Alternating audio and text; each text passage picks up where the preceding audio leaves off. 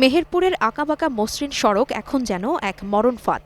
আশঙ্কাজনক হারে বাড়ছে সড়ক দুর্ঘটনা। বিআরটিএর সবশেষ পরিসংখ্যান বলছে, গত এক বছরে জেলায় সড়ক দুর্ঘটনায় প্রাণ গেছে ৭০ জন মানুষের, পঙ্গু হয়েছেন ২ শতাধিক।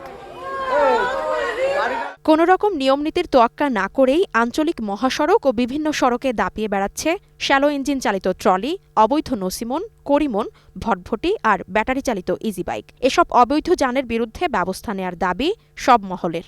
মেহেরপুর জেলায় যে পরিমাণ অ্যাক্সিডেন্ট হচ্ছে, এরকম সারা বাংলাদেশের ভেতরে কোথাও নাই।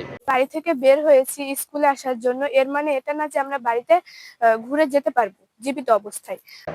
যারা রাস্তাঘাট নিয়ন্ত্রণ করে তারা কঠোর না হইলে এই দুর্ঘটনা এড়ানো যাবে। সড়কে প্রাণ হারিয়ে অনেক পরিবার হয়েছেন নিঃস্ব ও সর্বশান্ত। নামমাত্র কয়েকজনকে সরকারি আর্থিক সহায়তা দেয়া হলেও অনেকেই তা না পেয়ে মানবেতর জীবনযাপন করছেন।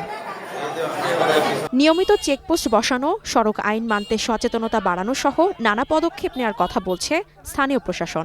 এই সংক্রান্তে আমরা যে কারণটি চিহ্নিত করেছি তার মধ্যে রয়েছে চালকের অদক্ষতা।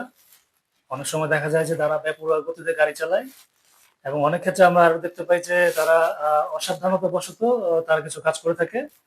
এবং স্পেশালি আরো কিছু রয়েছে, আমাদের যারা পথচারী রয়েছে তারাও অনেক সময় আইন মান্য করতে চায় না। অবৈধ যানের বিরুদ্ধে আমরা অভিযান করে থাকি, আমরা নিয়মিত বিরোধীদের অভিযান করছি, তাদের বিরুদ্ধে আইনি ব্যবস্থা নিচ্ছি।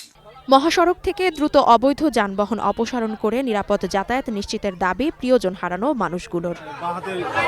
ইসমত আরা অনু, গ্রিন নিউজ ডেস্ক।